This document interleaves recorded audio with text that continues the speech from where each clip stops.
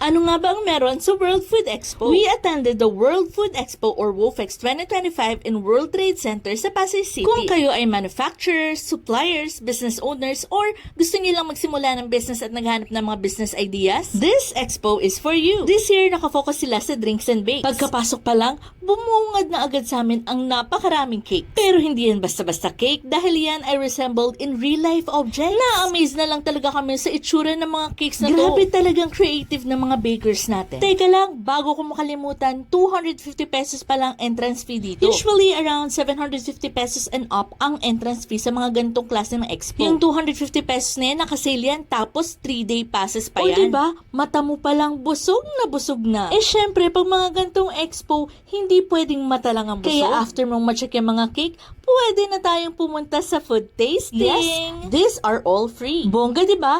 Bago ka pa magtayo ng business, matitikman mo muna lahat. Kaya perfect na perfect tong event nito kapag ikaw ay naghanap ng mga suppliers mo. Oo, kung ang tanong mo ay pwede magpaulit-ulit, yes. Pwede. Pero syempre, bibili ka rin ha. Kumbaga, parang double checking lang kung gusto mo talaga yung lasa. Syempre, hindi mawawala ang panula. Kung merong foods, merong drinks, meron ka din dito mga pwedeng gawing suppliers for your packaging. Meron din silang mga machines. Kapag pupunta ka sa ganitong event, make sure na you have enough cash na dala. Kasi mabubudol at mabubudol ka talaga. Kaliwa kanan, kahit saan ka tumingin, mapapabili ka. Ikaw na lang talagang susuko sa dami ng pwede mong matikman. Huwag kang mag-alala kasi hindi ka nila i-judge kapag humingi ka. Kahit mga desserts and sweets, meron sila dito. Plus, meron pang mga products na hindi pa nalabas sa market at ikaw ang unang-una makakatikim. From non-alcoholic drinks to alcoholic drinks, meron sila. At hindi lang yan, meron din sila mga palaro kaya ikaw na lang talagang mapapagod. Meron din sila mga exclusive discounts and promos kapag bumili ka dun sa mismong event. Kung wala ka pa namang budget, huwag kang mag-alala dahil pwede mong kunin ang contact number nila just in case. Sobrang laking tulong talaga ng Food Expo na to. Biruin mo, nabusog ka na,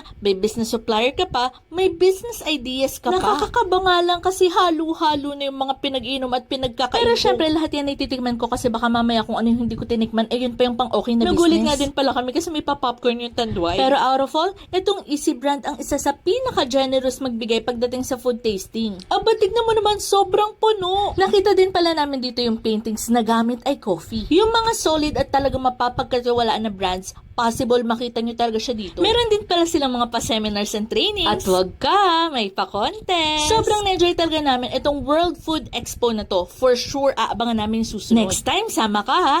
Tara, mus na!